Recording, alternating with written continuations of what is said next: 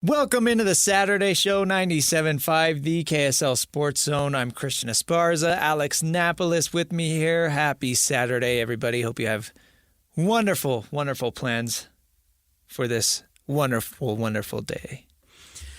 I hope people are able to get out. Time's running out, man. Everybody's going back to school, and so I feel like it's a great weekend for everybody to get out and hit up those barbecues and hit up the river rafting and do what you got to do because football's here, Christian, and summer's almost over, man. It's funny. So obviously BYU and Utah don't play in week 0, so Right. They're still 2 weeks out. But next week, man, It's here. it's here. It's here. So it's not like our summer is necessarily ending, but it's almost the same feeling for me where it's like, yeah, I got to go back to school now. To me, it's kind of that feeling, right? It's once football season starts, we've turned that corner, right? Summer's over. Give me the fall weather, man. Give me the pumpkin spice lattes and. Are you a pumpkin spice guy? Heck yeah, man. That's funny. I love all things fall. I love all things Halloween. Yeah. Give it to me all, man. This is the sign that we're approaching that time of the year, man. The color change and the orange and red leaves. It's almost there, man. I get it. We're getting there. And it is funny being our age because we don't have kids. Yeah. But a lot of the people here at the station do. So this was like back to school week. And I'm sure a lot of our listeners obviously have kids that went back to school this week. So that was kind of fun, getting the vibe around everybody getting back into, school mode. I will say that's one of the things I'm glad I don't have to worry about. I don't have to worry about going back to school. I don't have to worry about, classes or anything. I can just focus on football. I can focus on sports. Yeah. It's good times. Yeah, and I went and got a haircut and the barber was like, oh yeah, we're crazy busy. Everybody at the shop is working 7 days a week this week because of back to school cuts. Yeah, man. It is that time of the year. So if your kids are in school, it's a good time. Hope they had a first couple days of the year, even though the first couple days are always disclosure days and whatever. But anyways, no, it's good to be back. It's good to enjoy the last little bit of summer, although it's still going to be hot for quite a while. Probably for another month. Yeah. Yeah. Let's see. Let's just jump right in, man. It is football season. It is almost here. It will be here. And we're ready. And we're ready to just get going because we've had camp.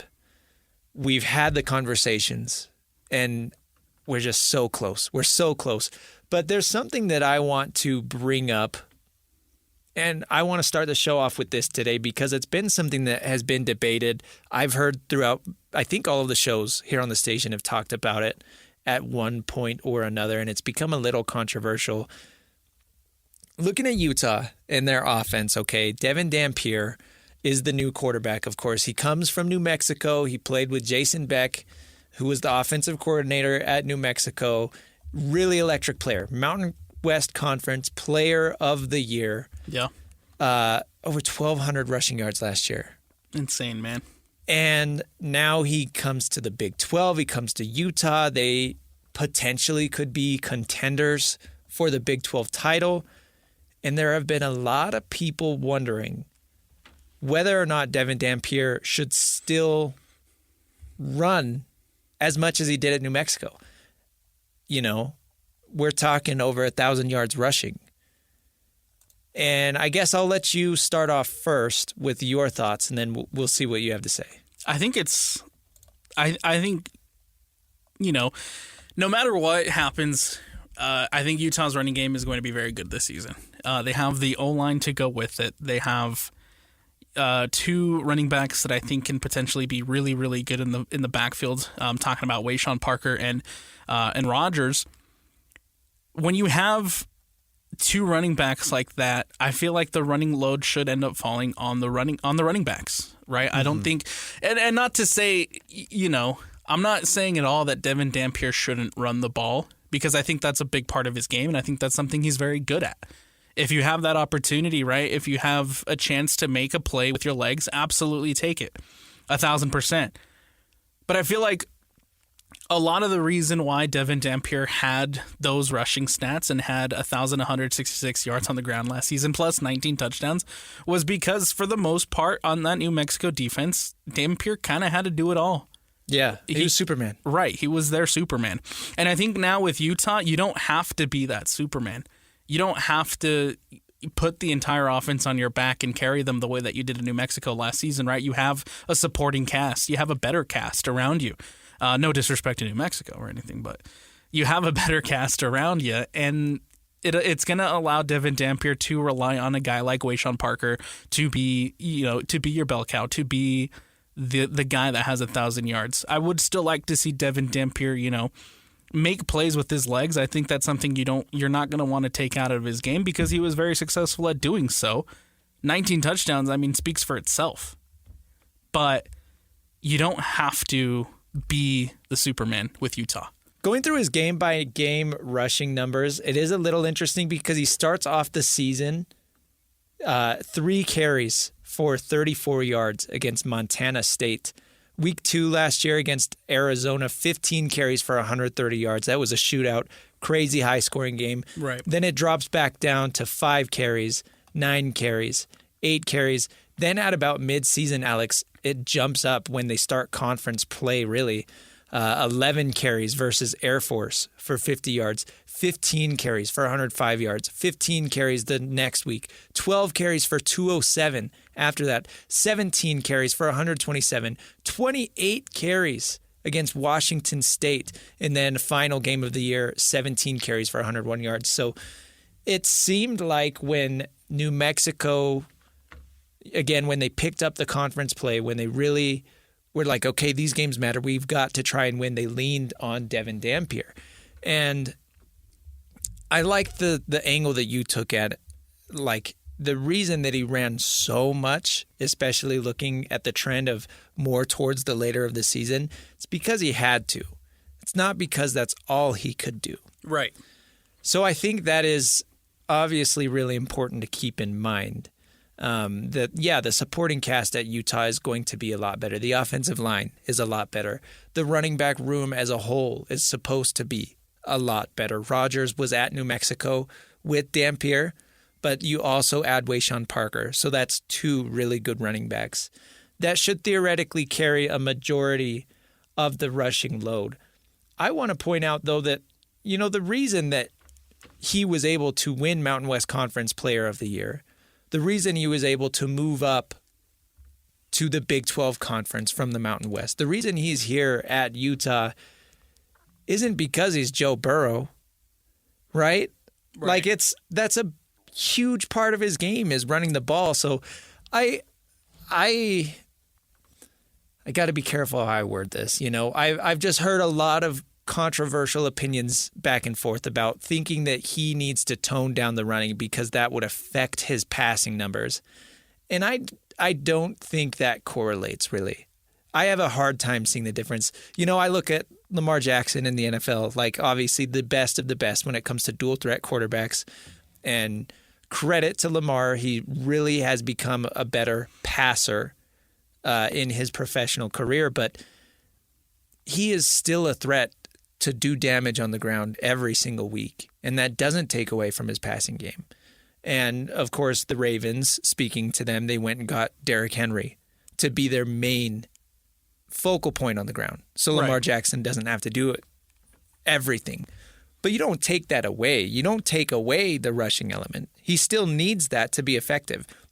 Because, honestly, if Devon Dampier is not a threat on the ground, if you take that aspect of his game completely away, I don't think he's a good enough passer to just win as a passer. I think he needs that ground game to be successful. And I'm not saying that in a bad way. I'm just saying that's what makes him a special player. Right. And then that's kind of where I stand with it too, is I don't want him to completely take it out of his game. Right, because like I said, that's what made him successful. That's what made him good. And I'm sure Utah fans are going to want to see him run and create those plays with his legs. But at the same time, again, you don't have to, right? If you don't have to go for, 28 carries against Washington State, right? You don't have That's to ridiculous. You don't have to do that. Design quarterback runs, I'm sure, will still be a part of this Utah offense and what they want to do under Jason Beck and what they want to accomplish. I'm sure Dampier will still get his opportunities, right? But you don't have to go 28 carries in a game for this team, for this guy to be successful or for him to be successful. I think you can tone it down a little bit with how much he runs and find some success in a Parker, in a Rodgers. But you don't want to take it out of his game completely because I feel like that's part of what makes him so successful. I do, and I feel like if you're a Utah fan too, you're looking at his passing numbers and you would like to see that improve this season. And if, I feel like that's a great question, right? Do you sacrifice a little bit of his rushing production in order to help his passing production?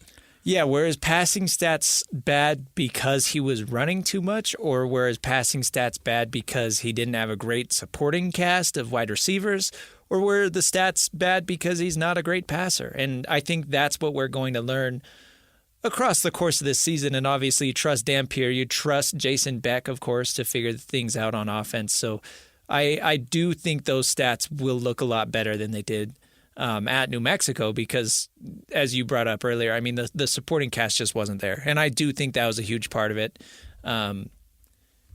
The offense at Utah that we're going to see this year is a lot less one-dimensional. Yes. There's a lot more dimensions to it right. than New Mexico had last year. So, well, and like we talked about last week, you need to have that balance, and you need to find that balance, right? Because while Mekhi Bernard had a great season, a lot of people would stack the box, and a lot of people would shut down the run because they didn't respect Utah's pass game. And so you have to continue to find that balance to make sure that Devon Dampier can be effective, not only in the run game, but also in the pass game as well, and make other teams start respecting the pass game, which I feel like a lot of this season last year, Utah's pass game wasn't respected. Again, yeah, it's not about asking Dampier to be Tom Brady or Peyton Manning, a drop back passer. Like you're saying, they just need... the defense needs to respect that passing game just enough to where they can't send 8 or 9 guys in the box and really make it hard. So I'm excited for this Utah offense, man. I think that it's going to be I know that Tyler Huntley was here not that long ago, and I know Bryson Barnes could run a little bit, right? And even Wilson was pretty mobile, but it's like this is a special level of athlete. Right. When you look at Bryson, when you look at Isaac Wilson, I don't necessarily think dual threat, right? No. It's not I mean, they could do it. They did do it, but it wasn't, I wouldn't necessarily say it was their forte. It wasn't where we saw them at their best. Whereas Devon Dampier, you look at him and he is your prototypical dual threat quarterback. Again, that's why he's here. Exactly. That's what makes him special versus whoever else was in the transfer portal. Right. And I think Utah bringing in both Jason Beck and Devon Dampier, it's a huge win. It's huge additions, and it's a big reason as to why Utah is starting to gain a little bit more hype in the preseason. It's why people are expecting Kyle Whittingham and his side to turn around from what was a 5-7 season last season and come back and have a big bounce back year. And it starts with the offense. It starts with Devon Dampier. It starts with Jason Beck. And it starts with what they're able to do and what they're able to accomplish with this offense. I think I've been laughing because I've been saying this for a couple weeks. I almost guarantee the first play of the season is going to be like a QB draw or something. Just to be like, I can see it. Here. I can see it. Here's a little something. Yeah. And I think that's funny. And I made this example a couple weeks ago. Like I remember when Utah opened the season at home against Florida and Bryson Barnes was starting that game. First play of the game, first play of the season. It's a play-action play, but it's like a 75-yard touchdown. Yep. And how awesome was that? And I know that the season didn't end up going the way Utah wanted, but for Bryson Barnes that year, that changed. You're coming in basically off the street. Right. And that one play to be the first play of the year, that just gets you confidence as a player. Exactly. And that changed the narrative around Bryson Barnes. Right. So I think as far as the confidence thing, dialing up a run play for Devon Dampier, the first play of the season. It's not going to be a handoff to Wayshawn Parker. It's not going to be a RPO pass or a play action pass or, a drop back pass. I do think that it's going to be some sort of quarterback draw, quarterback power. We'll see. Just to show everybody, like, hey, this is what we have. That's what they want you to think. Yeah. That's what they want you to think. Yeah. Jason Beck's got you right where he wants you, man. Because they're gonna throw a 70-yard bomb first play. Yeah. Watch, I'm going bomb. They're gonna air it out first play. That would be hilarious. That's what's gonna happen. And it was interesting, man. We were talking to a national college football writer on JJ and Alex earlier in the week, and he brought up a really good point. Utah's first game of the season is at the Rose Bowl at UCLA. And they also have their quarterback, right? And I think heading into that game, Nico Iamaleava. I think a lot of the spotlight, and like he mentioned, that a lot of the spotlight in that game is going to be on Nico Iamaleava. But he says that Devon Dampier has a really huge chance to steal the show. Because it's also his debut with Utah. It's also our first look at Devon Dampier, right, in red. I guess in Utah red. Utah, yeah. In Utah nice. red. And so he says that he's looking at Devon Dampier to steal the show against UCLA because there is going to be a lot of eyes on that game because of Nico. People want to see what this transfer from Tennessee is going to bring to UCLA, especially, right, UCLA isn't projected to have that great of a season. They were projected one of the bottom teams in the Big Ten. So a lot of eyes will be on this game for Nico, but Devon Dampier has that opportunity to step up and steal the show.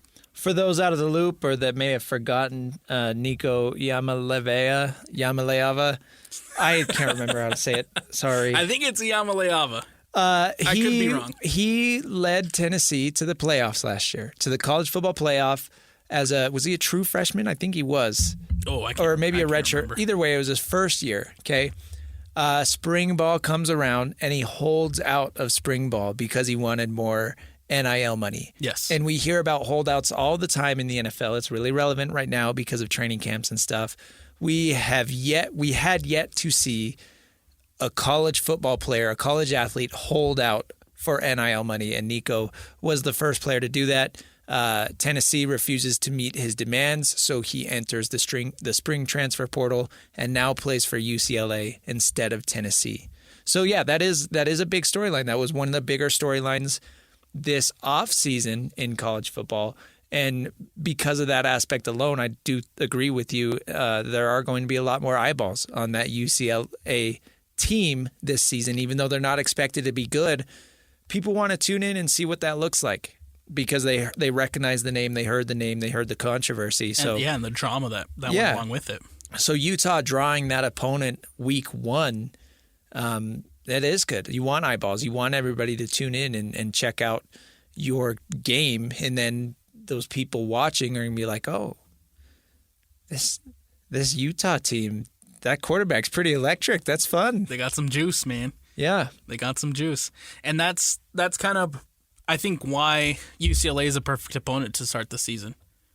I'm sure we'll talk about it too the week of, but 2 weeks. 2 weeks, man. I feel like that's why they're the perfect opponent, right? Is because you will have eyes on this game. Maybe, a couple months ago, right, as we were heading into spring training and into spring camp, maybe it wasn't necessarily what you were expecting heading into this game, but because of that transfer from Iamaleava, now there will be eyes on this game, and now it's a great opportunity for Utah to test themselves, right? I feel like we will learn a lot about what Utah is this season and who Utah is going to be this season, just by that one game. Yeah. It's a big test. Like I said, they're not projected to be anything great in the Big Ten this season, but they're still a good team. It's not a pay game. Right. And it's not going to be your SEU, right? Where you have 6 touchdowns in the first half or whatever it was for Rising last season. Like, this is a test. It's a massive test, and it's on the road. It'll be a fun one for Utah. Yeah, no offense to my friends down south, but this is not going to be a 48-0 win where the quarterback Rising was, I think, 10 of 15 with 5 touchdowns. It was something like that, man. Yeah, you're not going to see that against UCLA. So it's a good tune-up game. It's not a pay game, but it's not a super tough opponent, right? It's a really good tune-up game to really get the Utes dialed in and get them ready for this season, where everybody's kind of expecting to see a bounce back, and I think we'll know pretty quickly whether or not that will be the case. I mean, if they do come in and struggle against this UCLA team that we're kind of talking down right now, like, yeah, that's a big Utah red flag, you know? It is, and it isn't. Well, it wouldn't sink the season, but I think it would be worrying. It would be worrying, but it's not by any means. It wouldn't be, alarm bells wouldn't be sounding off. It's not the end of the world if they do go into the Rose Bowl and they lose that first game. It's more. It would be more so if they go into the Rose Bowl, they lose, and they don't look better on offense than they did last season. Right. Yeah. If there's nothing there. But if it's a close game, it's going to be apparent either way. Right. We'll find out really quickly what we're going to expect from Utah this season. I feel like against this UCLA Bruins side. I don't think we're going to have questions coming out. Yes, I think is a good way to put it. Yeah. I think we will know what to expect from the offense. We won't know saying, "Oh man, it was kind of hard to tell if that's going to be able to hold up." I think we will know. So, big game. 2 weeks. Huge game, man. Huge game, man. We're all looking forward to it. Already looking at early odds. Oh, Utah 6.5. Yeah, 6.5 point degenerate. Favorite. Not that I'm condoning betting or anything. I don't bet. Real quick, while we're here, any thoughts on Utah and BYU missing out on the top 25? No, not really. I think that's fine. Utah being right just on the outside, I think it's fine. BYU falling out, that one it's a little bit more of a head scratcher, but then at the same time, because of what we know from these teams' quarterbacks, right? Utah, in theory, has a quarterback. Yeah. BYU is still trying to figure out who that quarterback is going to be. So I think for me, the thing that stood out the most was the fact that BYU was still on top of Utah in the ranking or in the AP poll, but just a smidge, just barely. Literally 12 votes. Yeah. I think looking at the poll right now, especially Boise State, I mean, I know who's their quarterback, Madsen, right? Mattis Maxson. Look, I know that having a guy is important, but you can't tell me that Boise State's going to be anywhere near as good as they were last year without Ashton Ginty. They'll probably still be one of the best group of 5 teams. They will, but that doesn't mean that they should be in the top 25. Right. I definitely, right now, and maybe it's just homerism being in the market here, I would definitely pick BYU, Utah. I'd probably pick Baylor, too. I could go down this list. I'd say all 3 of those teams are better than Boise State right now. Even Baylor and Louisville, who are the next couple out. USC, we'll draw the line there. Okay. We'll draw the line there because USC is way too far high up. Tulane is the next highest G5, G6 team, yep. right? Yep. And Tulane only got 23 votes for the AP poll. Meanwhile, Boise State is in. I would say it's a toss-up between Boise State and Tulane. I mean, just from what I know, it's not, I don't follow Tulane or Boise State religiously, but from what on paper, it looks like Tulane right now has a little bit more than the Boise State Broncos. Yeah. I think, I don't know. We'll see. I bet this AP poll is going to look silly here pretty soon. But anyway, let's take a break. Coming up next, Alex, let's talk about the Utah Jazz schedule. That came out yesterday. We'll get into that. Stay with us. It's the Saturday Show, 97.5, the KSL Sports Zone. Welcome back to the Saturday Show, 97.5, the KSL Sports Zone. I'm Christian Esparza. Alex Napoles with me here. Last segment, we were talking about Utah football and Devon Dampier and how much he should be running. So in case you missed that, we will have that podcasted shortly, wherever you can get your podcasts. But Alex, we had some big news Thursday afternoon. The Utah Jazz schedule, the full schedule, has been released, and I want to jump into that. Let's do it. Okay, starting off, did you think the Jazz were going to have over or under 2.5 nationally televised games. No, I think Over or under? I think I would have taken the under. Really? Okay. I think I would have. So they have 2, right? And I think maybe you can get away with 3 or 4, but I think 2's probably about right. Okay. So the thing is that obviously with Ace Bailey being the 5th overall pick, that is going to draw eyes. But then on the other hand, why did the Jazz have the 5th overall pick? Well, they were the worst team in the NBA last year. So yeah, that's how they.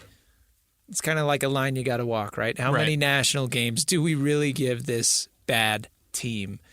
I honestly would have thought it would have been more. 2 seems pretty low, but again, that's the bed you make. So those nationally televised games are the January 27th against the LA Clippers. That will be on NBC and Peacock. And then February 23rd at the Houston Rockets. That game is on Peacock. So those are the 2 national games for the Jazz. Anything else stick out to you? The Jazz, by the way, opened the regular season October 22nd at home against the Clippers. I think what sticks out to me the most is there's a pretty nice stretch of games there to start the season against teams that, I think will be good tests for the Jazz to figure out, what kind of Jazz team, what Jazz team are we getting this season, right? You look at the schedule. The Clippers is a tough one to begin with, but then you go to Sacramento, and I have questions about Sacramento. I think there's a lot of questions about Phoenix and where they're going to be this season. Portland as well. Then you have to go back to Phoenix, then Charlotte, and then you get a good team against Boston. And so there's a nice stretch there at the beginning where you're playing teams that I think are near or close to your level, right? When you look at this Jazz roster, when you think of where this team's going to be this season, where they're focusing again on a youth movement, on a youth development, there's winnable games in that stretch. Yeah. And I'll be curious to see what their record is coming out of that stretch and how many of those teams they either are able to beat. And I feel like we'll learn a lot about who this Jazz side is just from that early stretch. We'll see. They should definitely lose the Clippers. I guess Sacramento could be a toss-up, but still Sacramento has so many more vets than the Jazz do. Phoenix, Devin Booker is a better singular player than probably anybody on the Jazz right now. Maybe Lowry, but Devin Booker is still really good. And they had a pretty good offseason, even though they traded away Kevin Durant. I don't know. Portland should be trouble. I think they are on the up and up. Again, with Phoenix. Charlotte's bad, but they've got a lot of lottery talent, so theoretically they could flip the switch at any given point. Yeah. They brought in a lot of new players. So there's a real chance the Jazz only have 1 win through that stretch. Boston, again, Tatum's out for the year. You lose Porzingis. You lose Drew Holiday, but you've still got Derek White and Jaylen Brown. They're going to be a good team. And then you go Detroit, Minnesota. So really, I saw a lot of people freaking out saying, oh my gosh, the Jazz could have 5 wins within the first month. And it's you're overrating the Jazz right now. The Jazz are not a good basketball team. You're pushing it. Yeah. But the reality is there is a best case scenario, right, where you leave that Boston game and you're 3-4 on the season through 7 games, right? And that's probably best case scenario. Best case for the tank or best case best case for not for the opposite of the tank, right? For okay. just the results on the season. At most you have 3 wins. I would probably say you got 3 wins in there. Okay. See, for me, best case is you lose all of them. You lose every single You're 0-7 right off the bat. I kid, I jest. But it is an interesting, it's hard with an 82-game season and so many players don't play the whole thing. And it is hard to try and guess where you're going to get wins and losses from. But all in all, I think that the bottom line is we have basketball news, right? And the schedule is out, which means we know when they're going to be suiting up. We know some key dates, right? They're not going to be playing on Christmas. They're going to be playing on Halloween. That could be a fun game against Oklahoma City. That game is part of the NBA Cup. Wrapping up the season, I mean, looking at their final stretch of games, they'll be at home. This is their schedule in the month of April. They're at home against Denver. Then they go at Houston, at OKC, at New Orleans, at home versus Memphis, and then at Lakers. So that's a good opportunity there. You know, if the Jazz are tied with another team for the worst record in the league and the Jazz need to lose out to secure the high draft odds again or whatever, which I don't know how much that they're going to be doing. But again, I don't think their goal is to necessarily be the worst team in the NBA this year because... Well, you see how that turned out last year. Right. And you know what? I actually want to go back to that because last year when we heard it was the youth movement and all that, I got to give props to us because we came on air saying that's not going to benefit these young guys at all. What good does it do to give a 13-year-old the keys to a car and not teach him how to drive? Right. Say, go figure it out. And then they come home and they're like, Dad, I crashed the car 3 times. And now it doesn't work anymore. Who does that benefit? And to a point, yes, because I feel like there is some noticeable development in some players, but there are some other players that I feel were stagnant. Cody Williams. And you didn't really see. Playing that much for Cody Williams was a borderline detriment to his career. I really hope that did not set him back. Yeah. Because what we saw with him playing as many minutes as he did when he was just simply not ready, I don't like that. Yeah. The good news is I don't think we're going to see that this year. I think that they realized that that's probably not a good move. I think that they realized it's also a tough line to walk, right? Because you don't want to lose your draft pick. That is very valuable this year, but you don't want to be awful. You need to figure out, you got to let Will Hardy coach these guys up and just find natural development.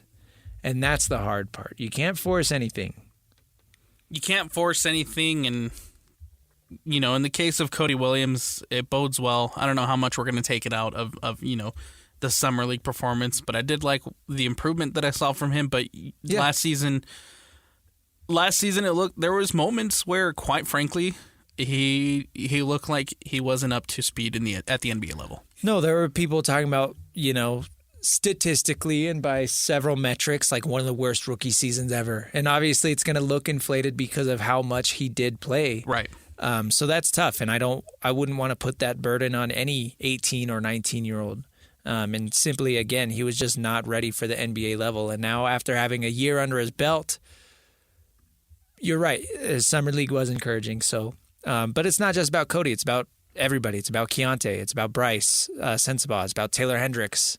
You know, all of these guys, Flip, Collier, and then even Ace. Like, yes, it's about developing these young players the right way, because the truth of the matter is that first group of 3 becomes extension eligible next summer, and I don't think that they would extend any of them unless they have like crazy all-star seasons, which isn't going to happen. But those are decisions that are going to have to be made in the near future. You've got to know what you have in these guys. And I don't think they really figured that out with anybody last year, even though they said that was the goal. And it's hard to do that in a player in their first or second year, right? Which would have been, you know, Keontae's second year versus Flip and Collier's first year. You're not going to know that right away, but you have to know soon. And I think we've talked about it ad nauseum, that we didn't really learn much about the second-year guys last season. No. It seemed pretty stagnant for the most part. I feel like the one we probably would have seen some type of positive development was from Taylor Hendricks, and unfortunately that got cut short. Yeah. Very short, very quickly. But you look at a guy like Keontae George, you look at a guy like Bryce Sensabaugh, and I mean, we learned a couple things about George, we learned a couple things about Sensabaugh, but the reality is, I still don't think you know 100% sure what their ceiling is and what you have in a Keontae George and a Bryce Sensabaugh. Yeah, fortunately, I think they have, I don't want to say a good roster, but I'm saying that the roster is more constructed as an actual team this year instead of just a collection of draft picks. I think you've got good depth at the point guard spot. You've got good depth at the shooting guard.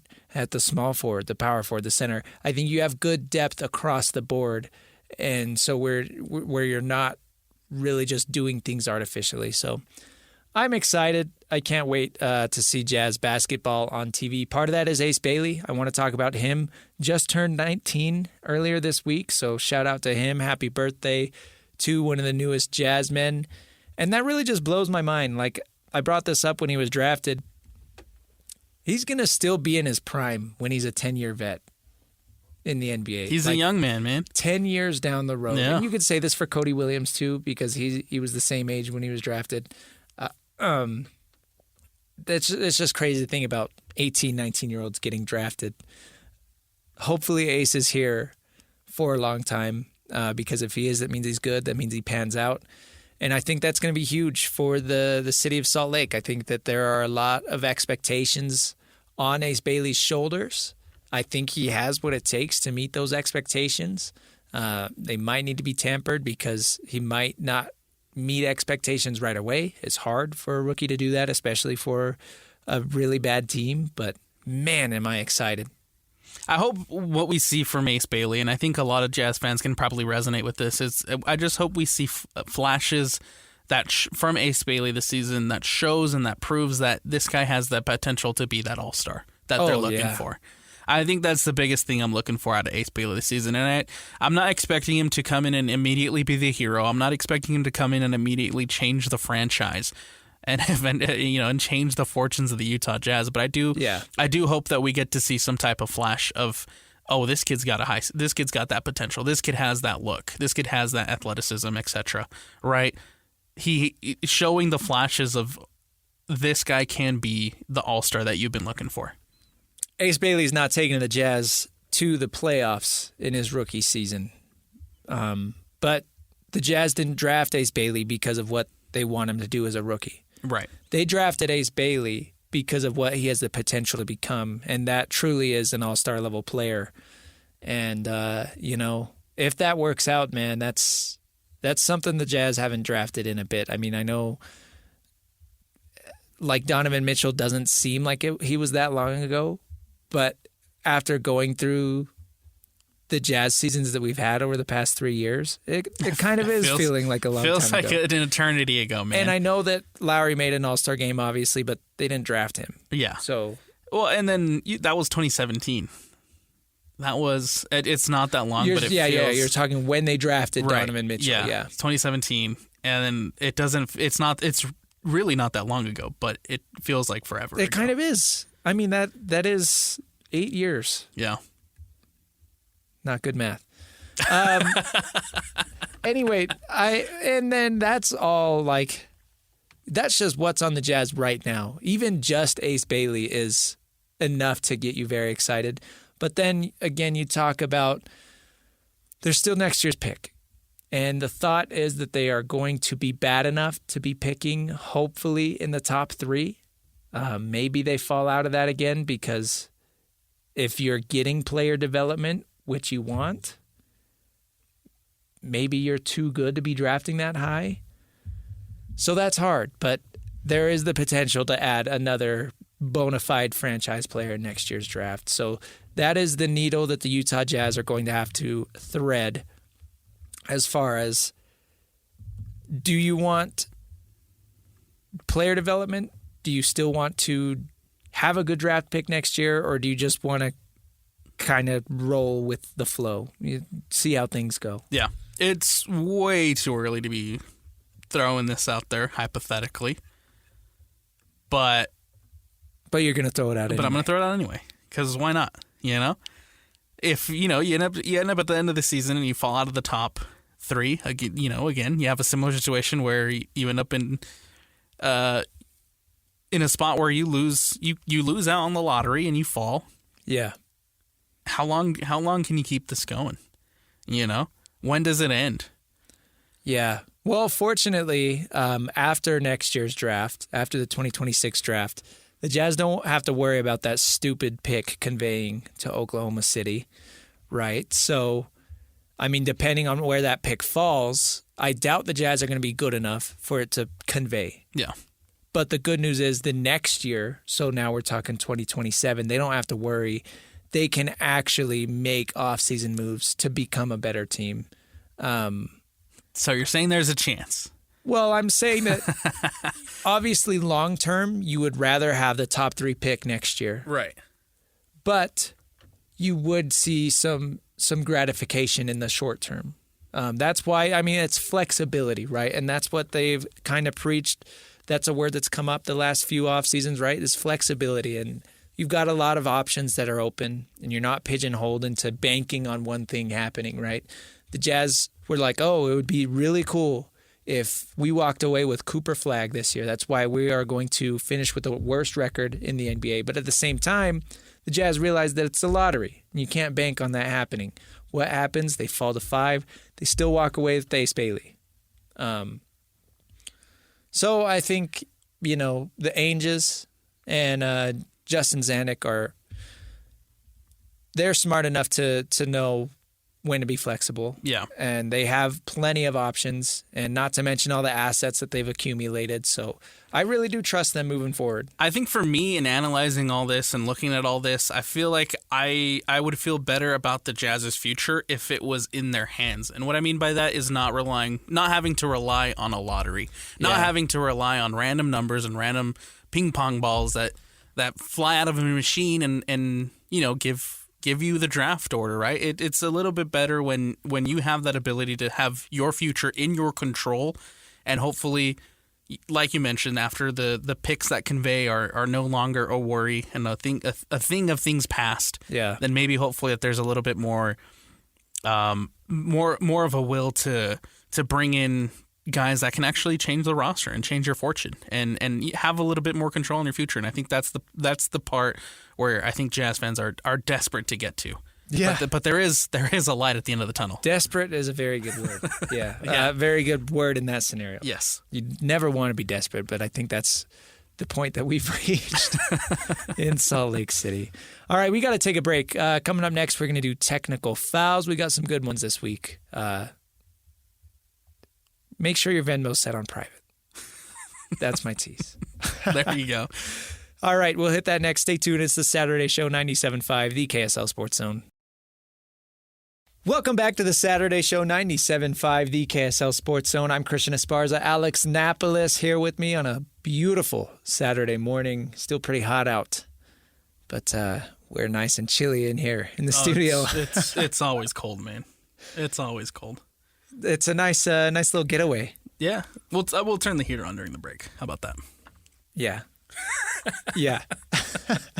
It's time for Technical Fouls, one of our favorite segments every week. You already know what it is. We just talk about some of the funnier things that happen in the world of sports. I think we've got a runaway favorite this week, Alex. Oklahoma State quarterback John Mateer. Funny enough, his name was tied to Utah. It was. Before they went and got Devon Dampier and Jason Beck. Right. When I think they were one of the early names to pop up for Utah. Him and his offensive coordinator, Arbuckle. Yeah, Ben Arbuckle. They were one of the early candidates to be that Utah was looking into. Ends up not being Mateer. Obviously, Mateer ends up going to Oklahoma with Ben Arbuckle, and then Jason Beck and Devon Dampier end up at Utah. So somebody went and found some Venmo transactions from Oklahoma quarterback John Mateer. This is what's funny about Venmo.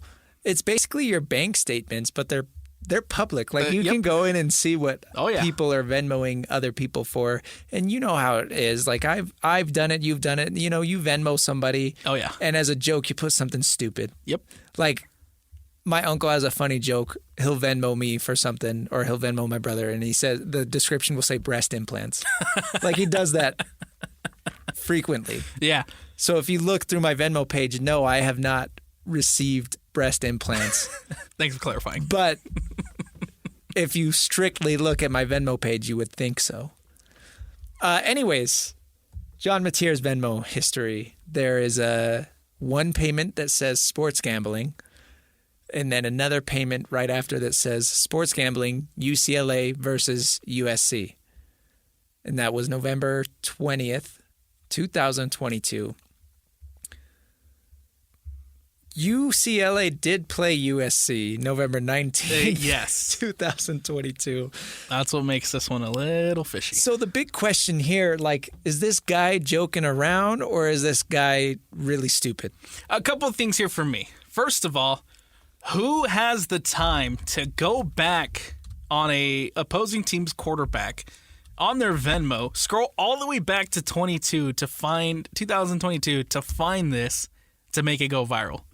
You got too much time on your hands, whoever did this. Get a life. Go touch some grass. Or maybe it's something they were holding on to. I don't know. But whoever did this, whoever went back and found this, you got too much time. Secondly, for me, I don't see it as anything malicious. I see it as... So you think he was joking? I think it was a joke because we do it all the time. He did release a statement. I'm not going to read the whole thing, but he essentially says it was an inside joke between he and his friends. Right. Which, okay, I get it. Like you said, everybody does a funny description for Venmo, whatever. You got to be smart enough to know, because even though this was 2022, he was at Washington State at the time. He was still a college athlete. You've got to know that that's not okay to even joke about. Yeah. And I get that this is maybe before some of the more recent gambling scandals that we've seen, talking about like Jonte Porter and some other NBA players and even some NFL players since then have been suspended for gambling. So maybe this was before it was as serious as it is right now. But like, dude, you've got to know that you can't joke about that. They do not take that lightly. No, they don't.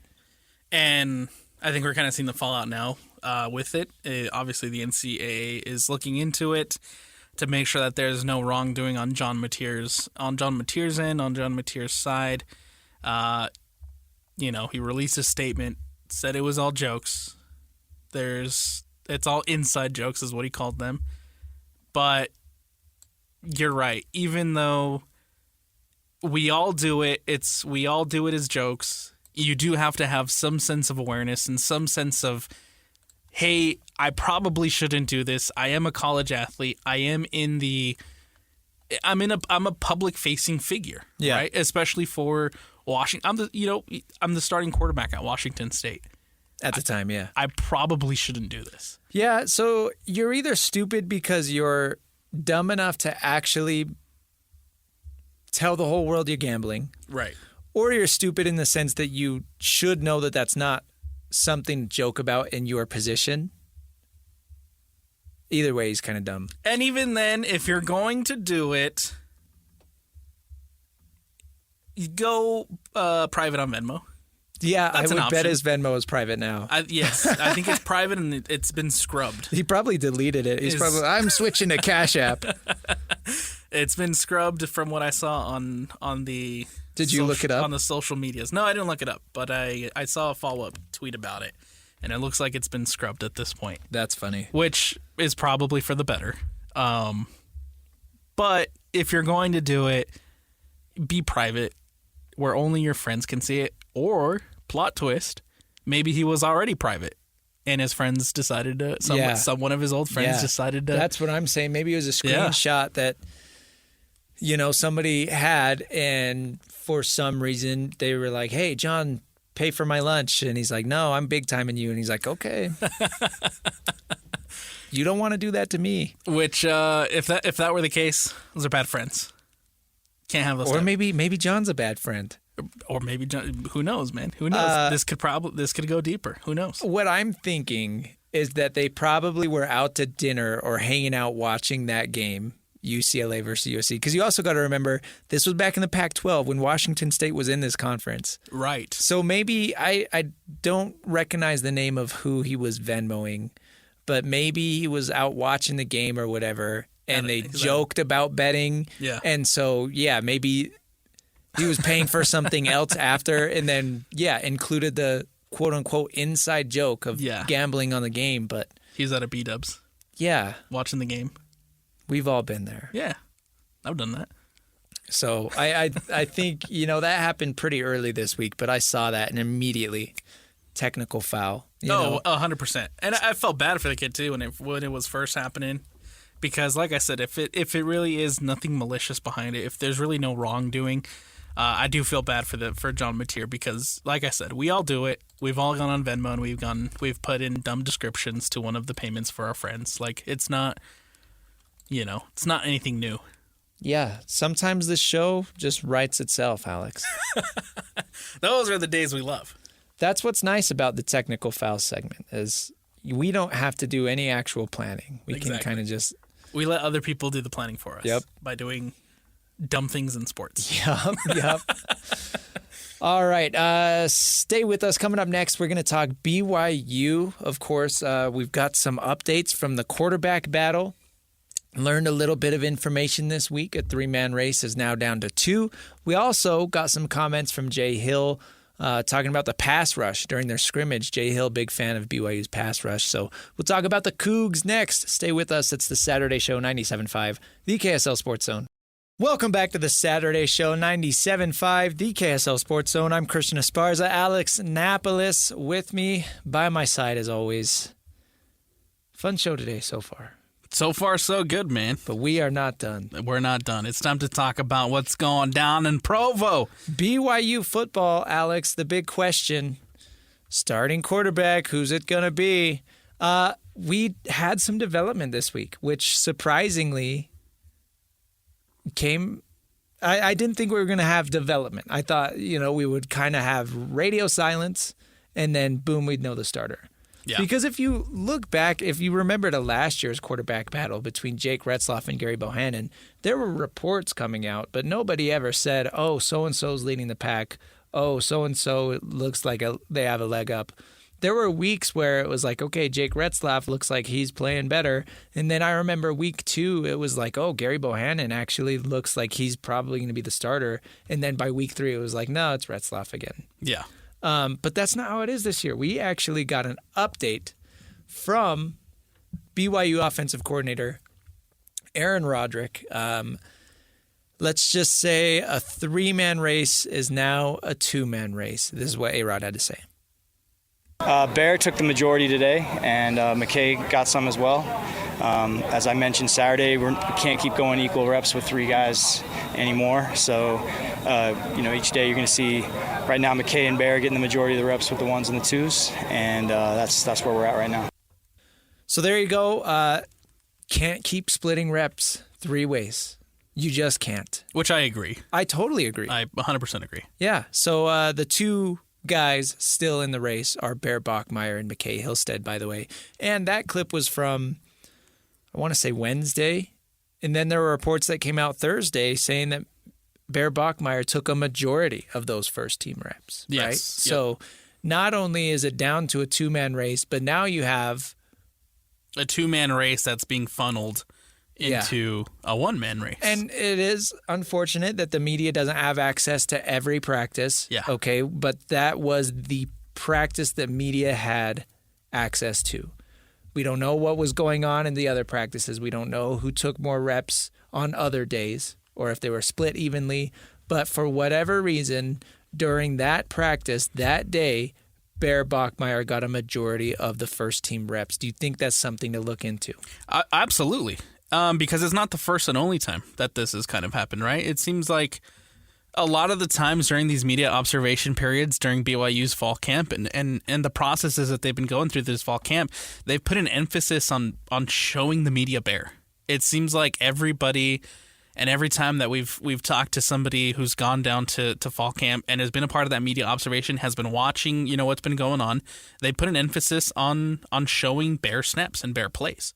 Great point. And, why would you tout a true freshman that much to the media and to the observation, right? Yeah. And that's what stood out to me since day one is the fact that they've been putting an emphasis on this is Bear Bachmeyer.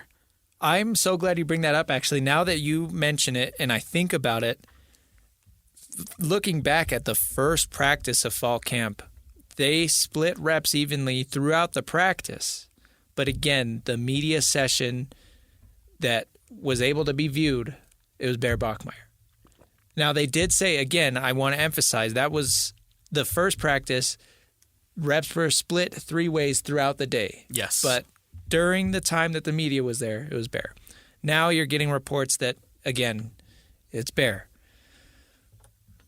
I do think it's worth noting, Pete Nakos from On3 Sports, Right. He reported that things are trending towards Bear. Will Snowden, he didn't report anything, but he was on with Hans yesterday. He said he thinks it's going to be Bear. So we have all signs pointing towards BYU starting a true freshman in Bear Bachmeier. Thoughts? I think I view it in two schools of thought, right? I think of it this in two ways. You look at it on one hand, in a positive hand, and I think it's a testament to Bear to come in even after having to miss spring practice as a true freshman, right, fresh out of high school. And this kid has come in and impressed the coaching staff, impressed his teammates, has learned the playbook, has adapted to the BYU culture. I think that's amazing. Plus, I think when you look at Bear compared to a Bourget, to a Hillstead, I've loved what I've seen from McKay Hillstead, but I think that from what I've been gathering and from what I've been hearing from the media observations is that this kid, Bear Bachmeier's ceiling is pretty high, and he has a high ceiling. I like that. Like I said, I think it's a big testament to Bear Bachmeier. But then you look at it on the other hand. It's a true freshman heading into Big 12 play. Yeah. And like we've mentioned before, Christian, we've heard this record be spun before. So I'm a little bit cautious. And I understand, BYU's fans' feelings too about being cautious about this move.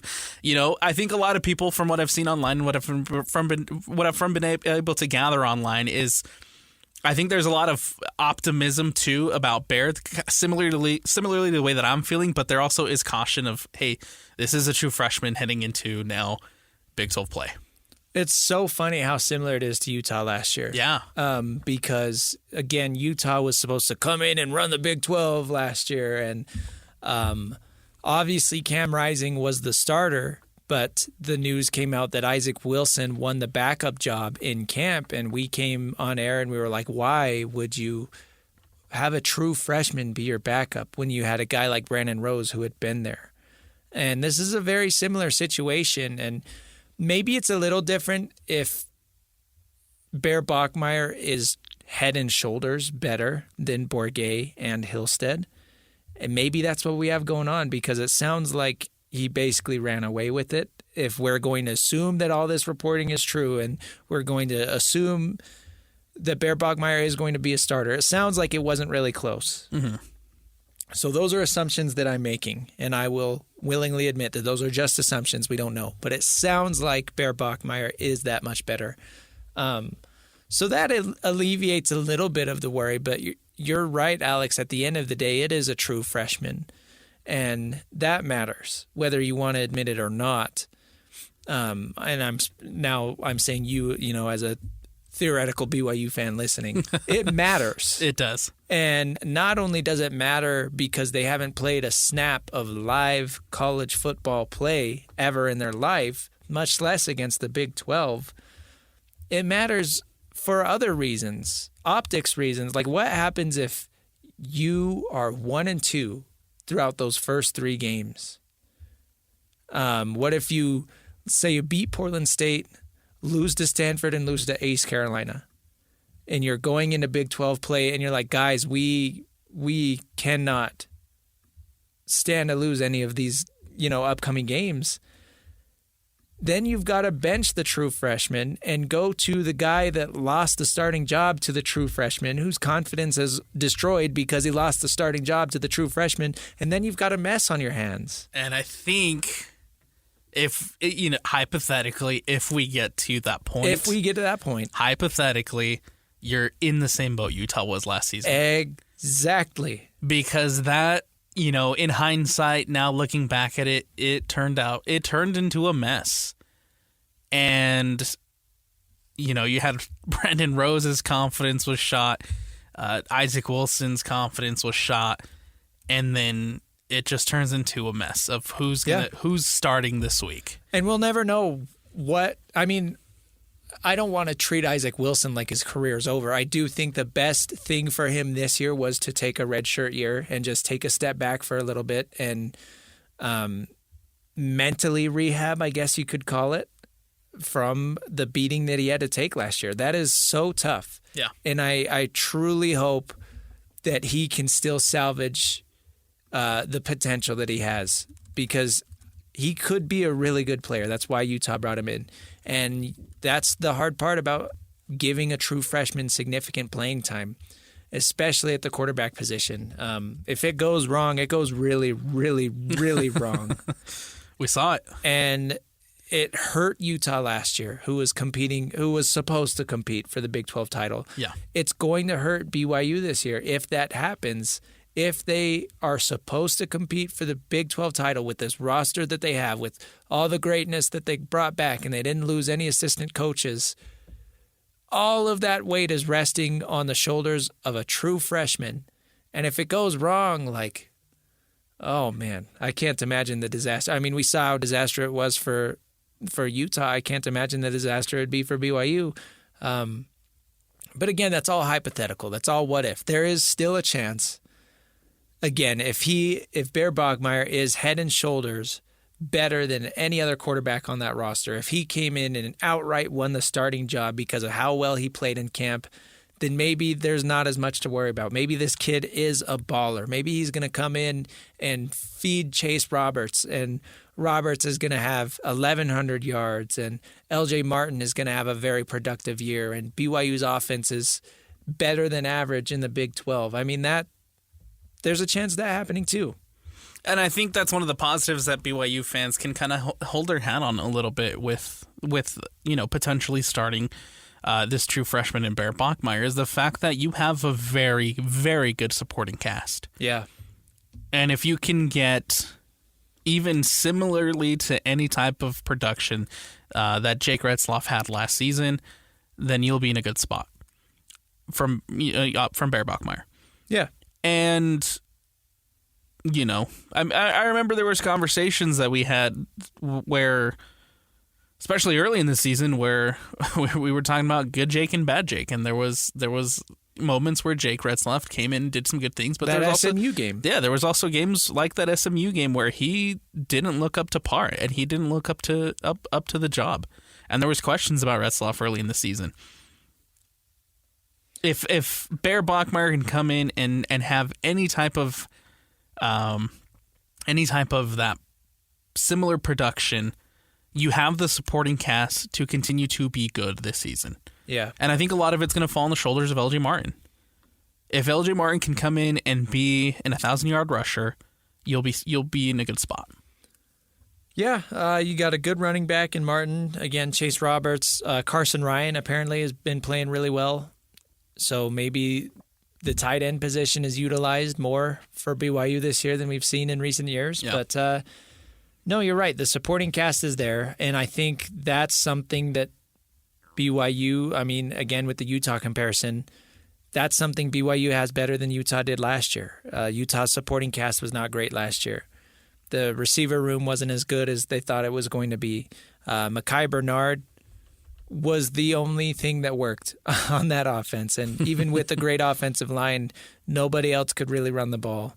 And nobody else could do anything in the passing game. So I think the reality was that last season, Utah ended up being a fractured team.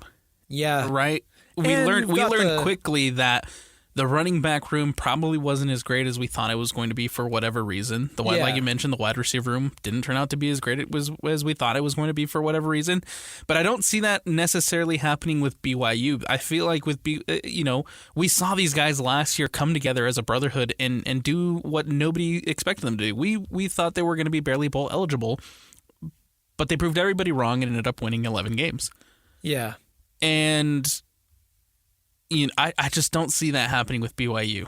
You've got the whole aspect, too, of Cam Rising and how much that hurt the team. Yeah. And you're talking about fracturing the locker room and how hard mentally that was on everybody, because he was out the entire year, the year before, and then he was supposed to be back, and then he's out again, and just how much that hurt. That's not something BYU's dealing with. They don't have the metaphorical Cam Rising in the locker room.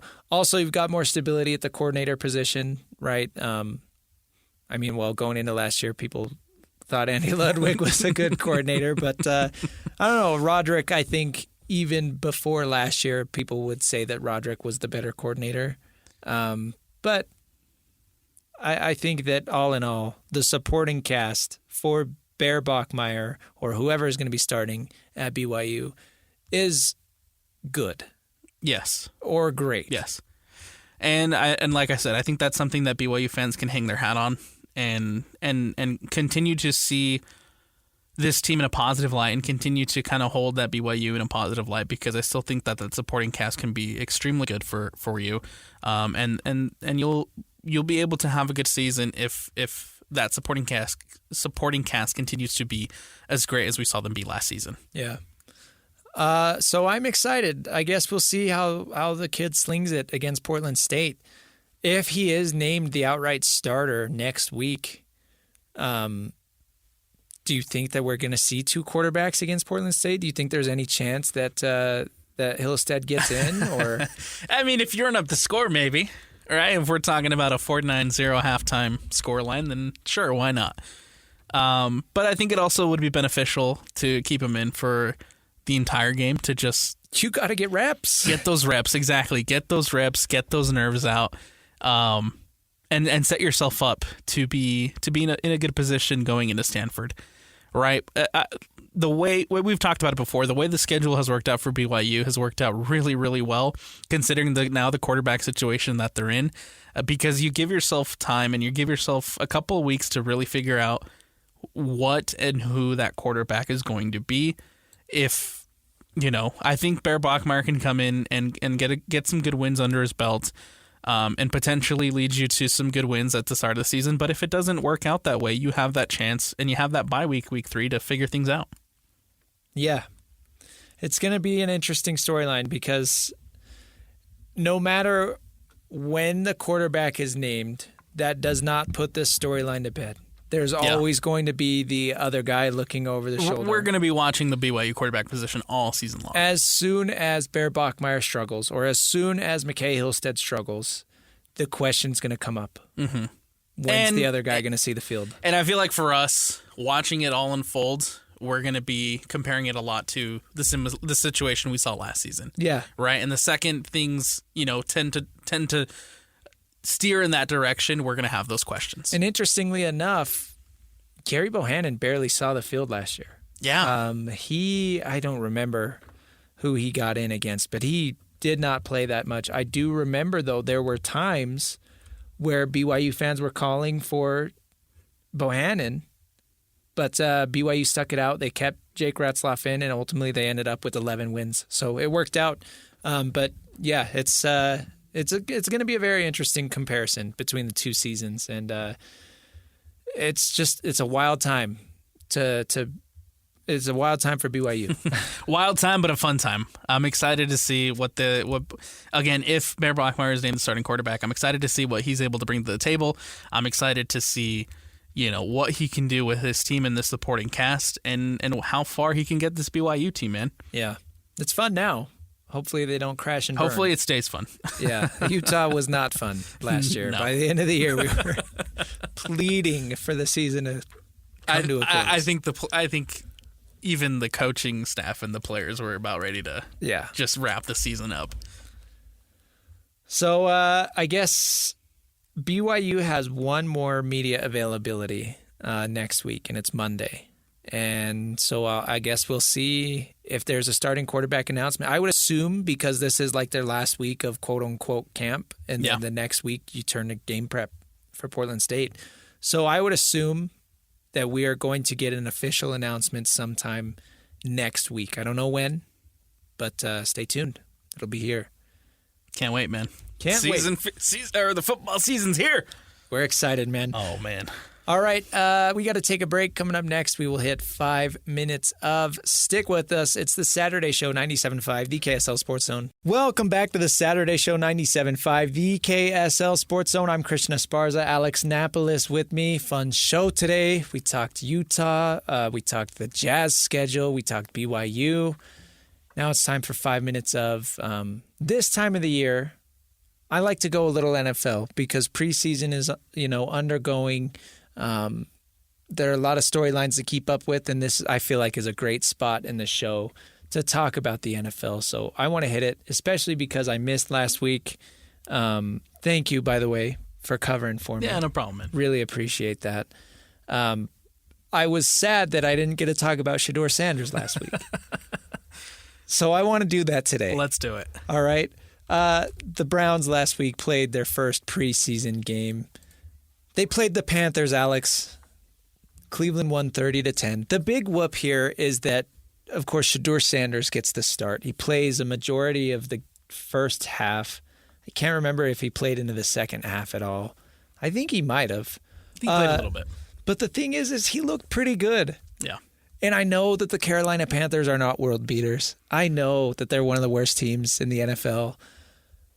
But Shedeur Sanders definitely did not look like a fifth-round quarterback. Yes. I will say that. Well, it didn't get off to the best of starts. No, he started bad. Yes. That is important to point out. It didn't get off to the best of starts. Struggled in that first quarter, but then really turned it around, and it didn't look half bad, man. Didn't look half bad, and I think I will say there was a lot of overreaction, right? From national guys, from Probably people, myself, from people talking about this. A lot of overreaction about Shedeur and his play.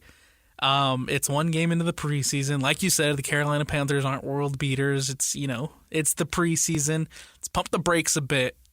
I'm not ready to crown Shedeur as a starting quarterback yet. No, but I could see the potential. I actually, sure, maybe.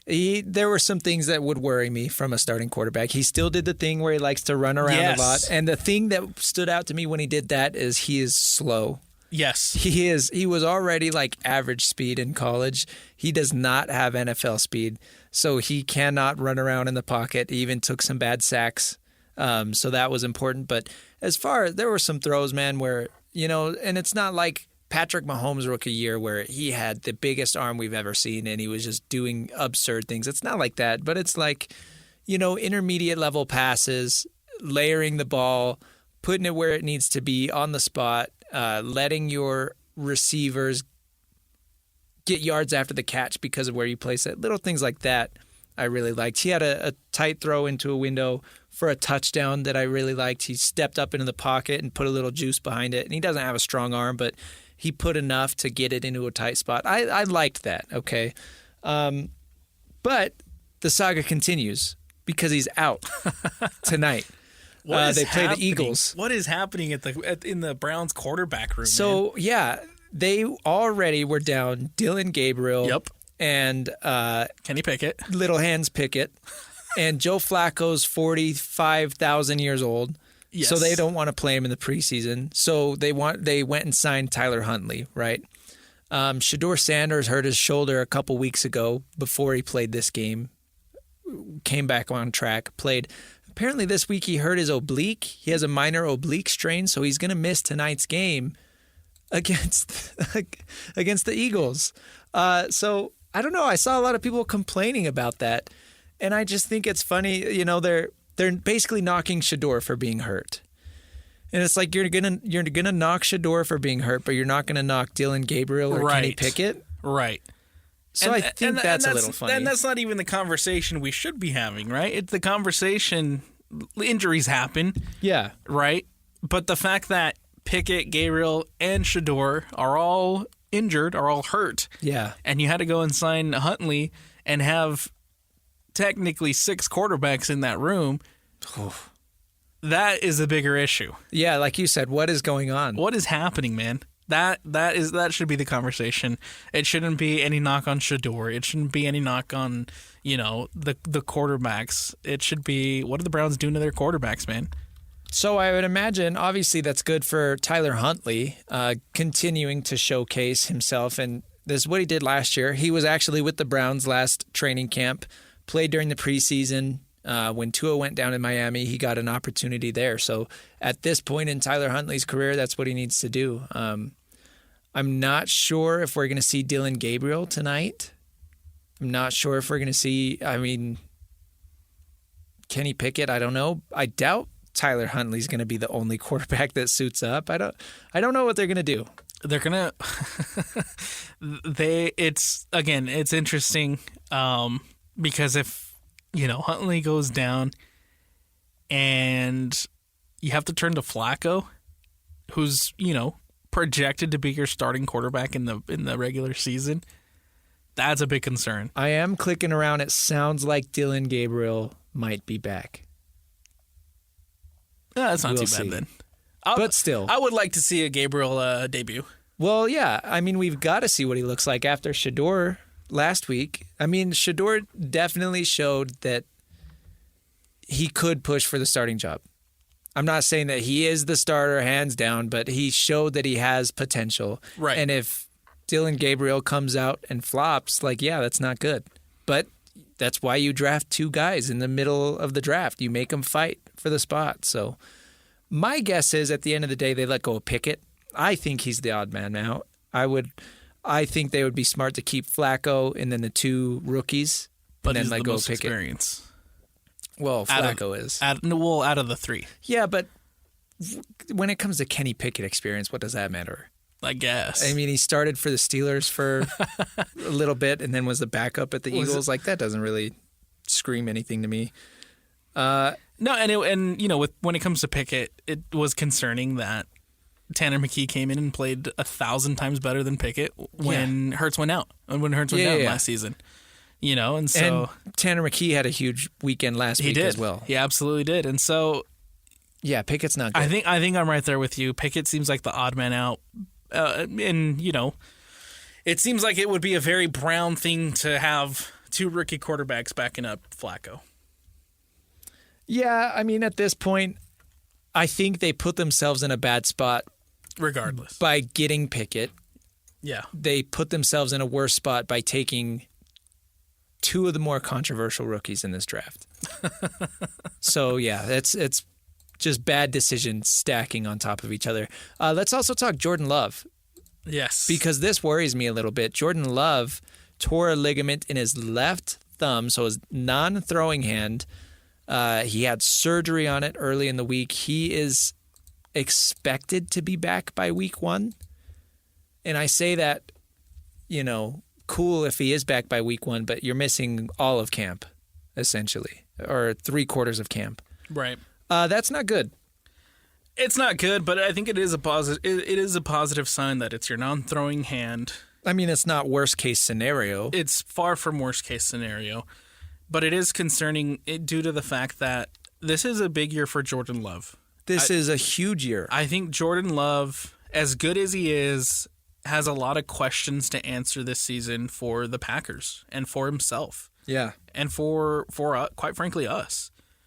I think that he's done a lot of great with Green Bay, and I think that he's done, last season being in a very competitive NFC North where, you have two teams who win 14 games or whatever, however many it was from the Vikings and the Lions.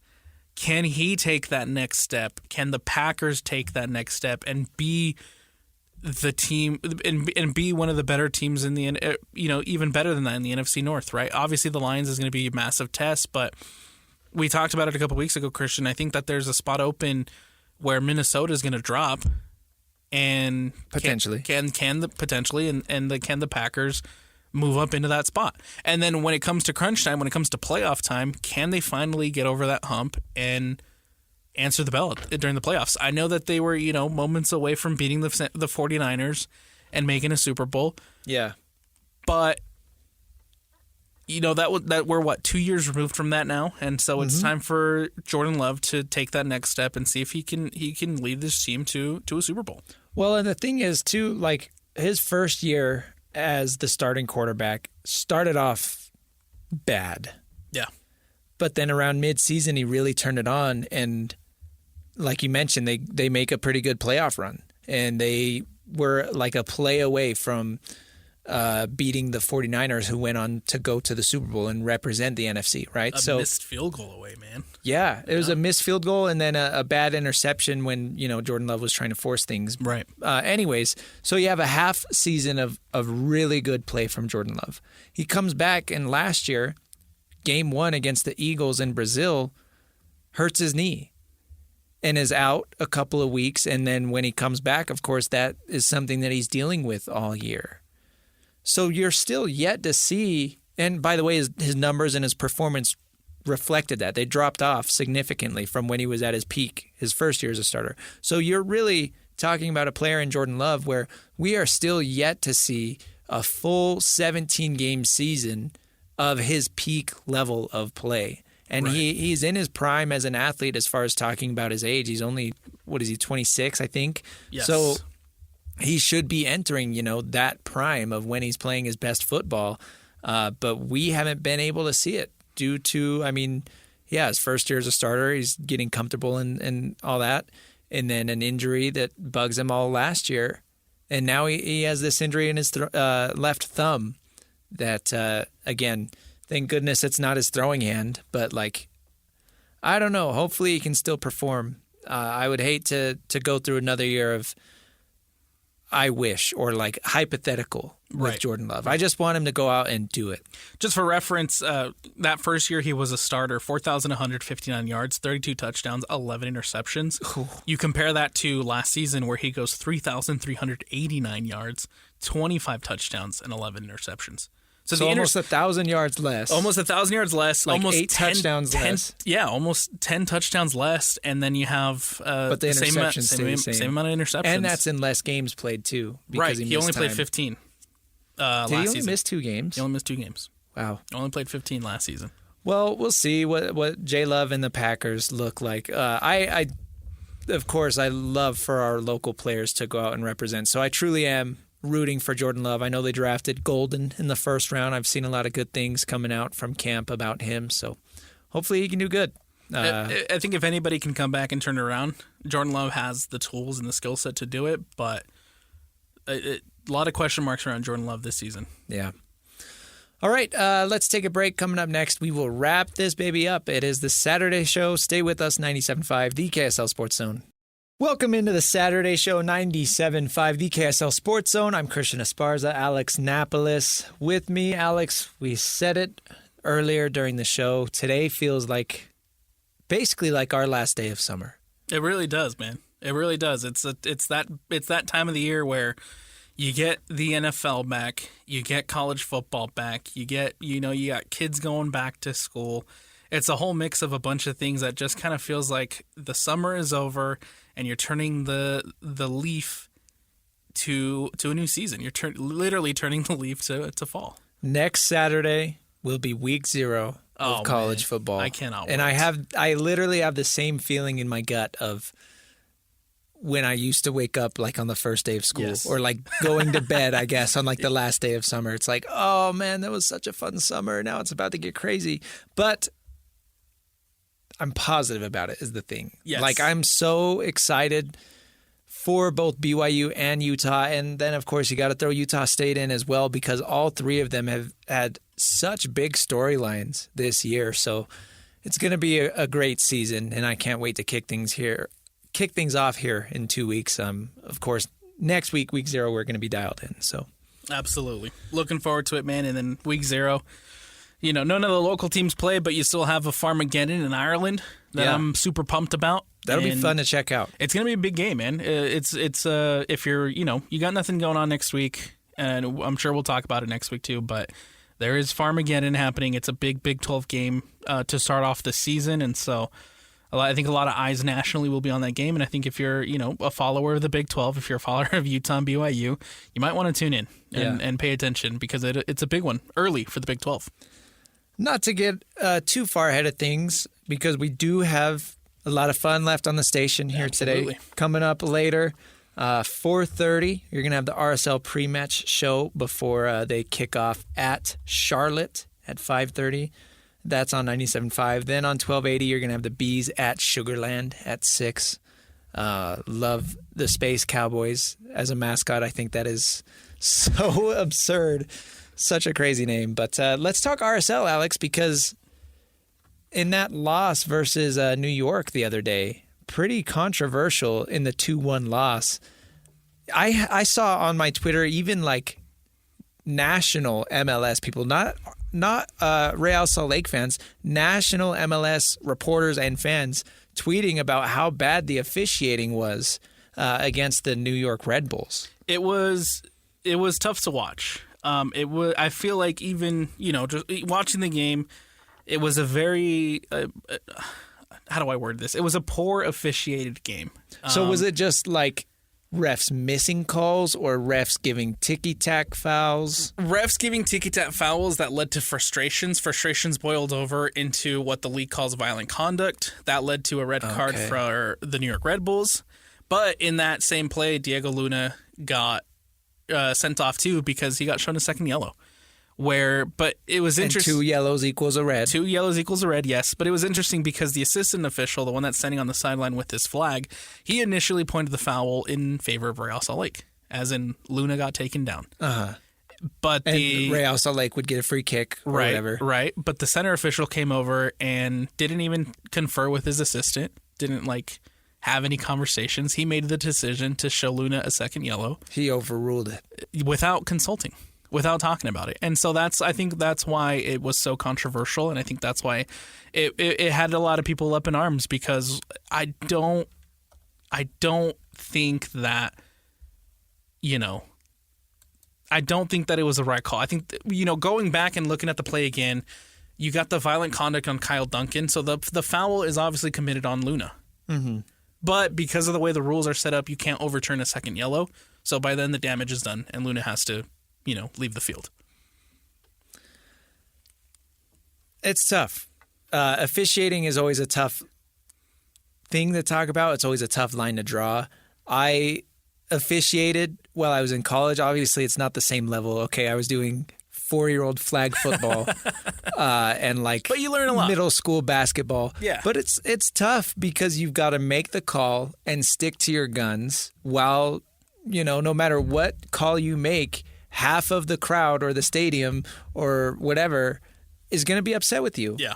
No matter what you do. And if you swallow your whistle, people are going to be upset. So, it's a very tough job. You got to have thick skin, man. There's also a reason that I was doing it for Cedar City Recreation on Saturday mornings and not at the MLS level. These guys are getting paid to be some of the best officials in the world. The NBA refs get paid to be the best basketball officials in the world. Same thing with the NFL. And it seems like officiating has become more of a controversial subject in the past couple of seasons. Yeah. Nobody's happy with it. Well, and I think this season it's been the conversations around officiating has been worse than it has been in past seasons. It's definitely taken up a different step because it feels like week in and week out, there's always something happening with an official. Yeah. There's always a call. There's always something. And I think MLS now is at a point where there's enough popularity on the league, where there's enough international eyes watching the league, where you have to sort out the officiating. Because if you're someone from Spain, someone from Portugal tuning in to watch a game, right? If you're tuning in for Messi or whatever, and the officiating is that poor, it's going to turn you away. And I think MLS needs to step in and figure out what they're going to do with the officiating before they lose those views. Yeah.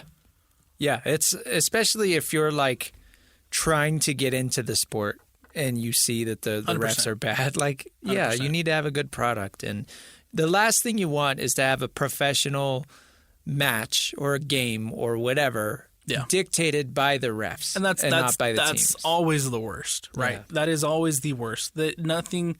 No matter what sport I'm watching, no matter what game I'm watching, no matter what it is, when an official makes a blatant bad call that changes the outcome of the game, it irks me, man. It gets my blood boiling. You are not alone. You're preaching the choir there. Speaking of RSL, again, you can watch them tonight at Charlotte. First kick is at 5:30. You can hear the pre-match show here on the Zone, the KSL Sports Zone. That is at 4:30. Yep. Stay with us. We'll catch you next week. It's the Saturday show, 97.5, the KSL Sports Zone.